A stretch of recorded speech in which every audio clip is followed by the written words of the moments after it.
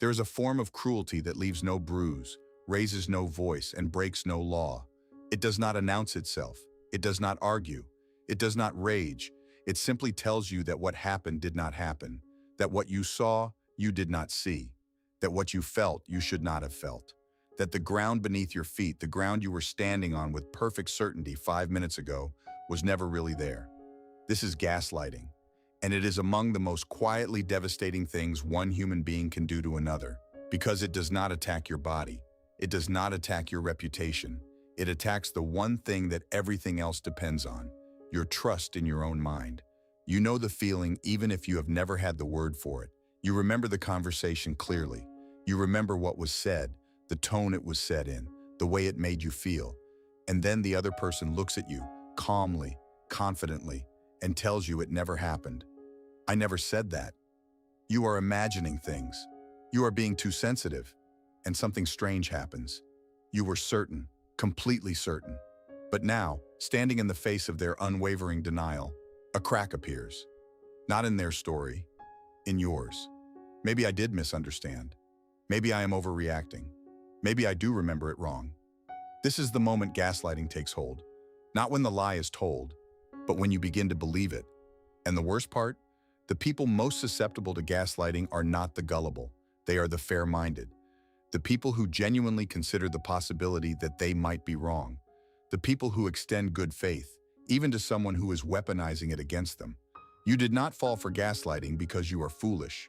You fell for it because you are decent. Because decent people make room for the possibility that their perspective might be incomplete. The gaslighter exploits that room. They move in, and slowly, methodically, they begin to furnish your mind with their version of events.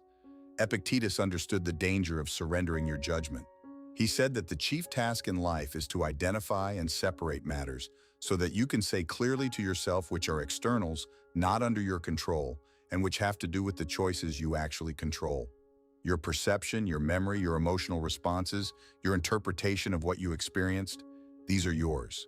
They belong to the domain of your inner authority. When someone convinces you to surrender that authority, they have taken the only thing the Stoics said could never be taken. And they did it without force. They did it with a sentence. To understand why gaslighting is so destructive, you have to understand what the Stoics considered most sacred. It was not wealth, not status, not even relationships. It was the ruling faculty, the hegemonikon, the inner capacity to perceive, to judge, to interpret the world, and respond to it with reason. Marcus Aurelius wrote about this constantly. It was for him the seat of human dignity, the one thing that no emperor, no army, no disaster could corrupt unless you allowed it. The gaslighter targets the hegemonikon directly. They do not try to control your behavior through force. They try to control your perception through confusion. They want you to stop trusting your own ruling faculty so that their version of reality becomes the only one available. This is not a modern invention. The mechanism is ancient. Seneca wrote about flatterers and deceivers who corrupted the minds of the powerful, not through violence, but through the slow erosion of independent thought. He described people who surrounded rulers with a version of reality so consistent, so confidently presented, that the ruler could no longer distinguish between what they observed and what they were told. The technique is the same whether it happens in a Roman court or a modern kitchen. Repetition, confidence, denial. The gaslighter does not need to be right. They need to be consistent. If they deny something often enough, with enough conviction, the target begins to doubt their own memory rather than question the denial. Modern psychology has mapped this extensively. The term itself comes from a 1944 film in which a husband systematically manipulates his wife into believing she is losing her mind, dimming the gas lamps in their home, and then insisting she is imagining the change in light. But the philosophy behind it runs much deeper than a film. Jung described the shadow, the hidden aspects of personality that a person refuses to acknowledge. The gaslighter lives in a profound state of shadow identification. They cannot acknowledge what they have done, because doing so would shatter their self-image. And so they rewrite history, not just for you, but for themselves. This is why arguing with a gaslighter is futile. You are not dealing with someone who knows the truth and is hiding it. You are dealing with someone who has reconstructed the truth to protect their own psyche. Their denial is, in a very real sense, genuine to them, which makes it all the more dangerous to you. The first thing gaslighting destroys is certainty, not certainty about the other person, certainty about yourself. You begin to preface your own statements with qualifications. I think that happened. I might be wrong, but maybe I am remembering it differently. Notice the language. It is the language of someone who has been trained to doubt their own perceptions, not through evidence, through pressure. Marcus Aurelius practiced a daily discipline of returning to his own observations. He wrote things down. He reflected on what he had seen, what he had felt, what he had done. This was not journaling for pleasure. This was the practice of anchoring himself in his own experience so that no external voice could displace it.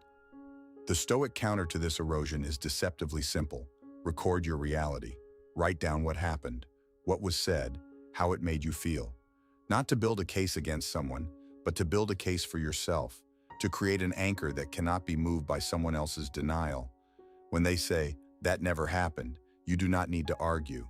You only need to return to what you recorded and remind yourself, "It did. I was there. I know what I experienced." Your certainty is not their property. Take it back. The second thing gaslighting destroys is your connection to other perspectives. A gaslighter does not want you checking with other people. They do not want you comparing notes. They do not want you discovering that your version of events is not the anomaly, theirs is. And so they isolate, subtly, gradually. They suggest that your friends do not really understand, that your family is biased, that the only person who truly sees the full picture is them. Seneca wrote that one of the greatest threats to a person's well-being is isolation from honest counsel. He valued friendship precisely because a true friend serves as a mirror, reflecting you back to yourself without distortion. The gaslighter removes the mirrors. They replace them with their own reflection. The Stoic counter is to maintain your counsel. Keep people in your life who know you, who have no agenda, who will tell you the truth even when it is uncomfortable. Do not let any single person become your sole interpreter of reality. If one person says you are wrong, consider it. If everyone else in your life validates your experience and one person insists you are imagining it, the answer is not in your memory. It is in their motive. The third thing gaslighting exploits is your compassion. After they deny what happened, they often reposition themselves as the one who is suffering. You become the aggressor for bringing it up. They become the victim of your accusations. And because you are someone who does not want to cause pain, you stop, you soften, you retract. This is the most insidious part of the cycle. The gaslighter uses your kindness as a shutdown mechanism. Every time you approach the truth, they deploy hurt, and your compassion catches it like a reflex. Epictetus taught that impressions must be tested before they are accepted. When someone responds to your legitimate concern with performed suffering, test the impression. Ask, is this person in pain because I have been unkind, or are they in pain because I have been accurate? If your observation is true and their response is to make you feel cruel for stating it, that is not vulnerability.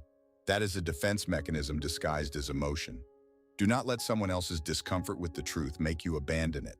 The cumulative effect of gaslighting is the erosion of what the Stoics called your inner citadel, the fortress of the self, the place from which all judgment, all action, all meaning originates. When that citadel is intact, you can withstand extraordinary external pressure. When it has been undermined from within, by someone you trusted, even small challenges feel overwhelming. Rebuilding it requires one fundamental commitment: to treat your own experience as valid evidence, not as the only evidence, not as infallible, but as valid, as real, as worthy of the same consideration you so generously extend to everyone else. Marcus Aurelius did not write his meditations because he needed to prove anything to anyone. He wrote them to remind himself of what he knew, to hold his own ground in a world that constantly tried to shift it. You have that same capacity.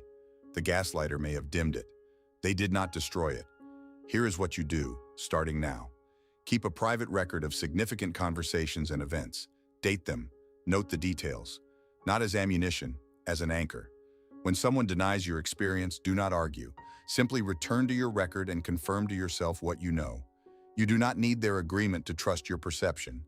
Maintain relationships outside the one in question. Do not let anyone become your sole interpreter of reality.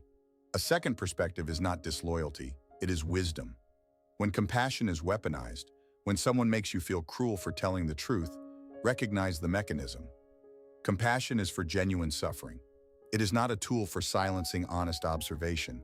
And if after all of this you find that you can no longer hold your ground in someone's presence, that your certainty evaporates the moment they speak, that is your answer.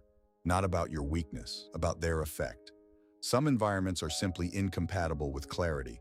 Leaving is not defeat. It is the ultimate act of self-preservation.